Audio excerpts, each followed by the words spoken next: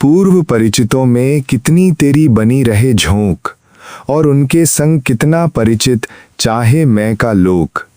ऐसी तृष्णा के रहके हो कैसे आत्म प्रकाश, और वैसे ही फिर परमात्म पद पाने का अवकाश। बंधन टूटे बिना आत्मा प्राप्त नहीं होता। अब बंधन कामना के सुख की दास्ता के कारण छूट नहीं पाते, यद्यपि उनका सुख सदा बने रहने का नहीं है, क्योंकि सब परिवर्तनशील हैं। उनका समय होता है, समय के बदलने पर उन सुखों के साथी संगी भी अच्छे नहीं लगते। केवल सांसारिक सुखों के लोभी व्यक्ति का सुखों को ही पाने का यत्न नहीं रहता, बल्कि इससे भी अधिक इन सुखों के संग में जो उसे अपना आपा या मैं का भाव अनुभव में आया है, इस मैं के लोभ में भी वो सब सुखों की ओर भागता है, और जिनके संग से सुख मिलता है उन्हीं में ही सदा मन की लगन बनाए रखता है। परिचित सुख मिले बिना परिचित मैं का अपने आप में अनुभव नहीं होता। जैसे नशे वाले व्यक्ति को नशा मिलने पर ही अपना आत्मभाव या वैभव प्राप्त होता है। नशे की मस्ती में ही वो ये समझता है कि अब मैं अपने आप में हुआ या आया। यही उसका नशा पूर्ण होने पर मैं की या काम इच्छा वाली आत्मा की प्राप्ति होती हुई प्रतीत होती है। ये भी उसे बड़ी मीठी लगती है। इसका लोभ सदा छाया रहता है, इसके बंधन से छुटकारा नहीं बन पाता है। इससे पहले वो नशे के बिना और उस नशे की खुशी के बिना खोया हुआ सा था।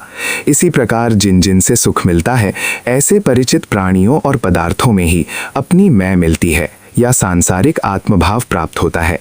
जो सच्चा आत्मा है वो तो सच्चिदानंद रूप में अर्थात सदा सब अवस्था में ज्ञान रूप से उपस्थित है, परंतु काम या इच्छाओं वाले आत्मा के बंधनों के कारण ढका ही रहता है। यही सब इस पद्य में बताया गया है। हे प्राणी, जिन प्राणी और संसार के पदार्थों के संग से तुमने सुख पाया है, उनकी ओर तुम्हारा कितना झुकाव हो रहा है, अर्थात तुम सदा उन्हीं की ओर झुके रहते हो, और उन्हीं के संग से पाई हुई जो मैं या काम आत्मा या सांसारिक कामना की प्राप्ति है, उसी के लिए भी तुम्हारी कितनी लालसा हो रही है, क्योंकि ये मैं भी उन परिचितों के संग से ही तो मिली थी। वो मैं भी तुम्हारी परिचित हो गई है। इसी मैं के अपने पहले से जाने बूझे लोक में ही तुम बसे रहना चाहते हो, जो कि अपने बाल्यकाल आदि समयों का है। उनके बीतने पर वो कहीं भी मिलने का नहीं होता। इसके बिना तुम खोए खोए से रहते हो। इसी को पाने के लिए कामना के सुख समय के अनुसार दुखदायी होने पर भी केवल परिचित जगत में मैं भाव पाने के लिए ही सेवन करने पड़ते हैं। ये मिथ्या काम आत्मा की मिथ्या प्रीति का दंड है, और सत्य आत्मा को पाने के लिए यत्न न करने के कारण शाप रूप भी है।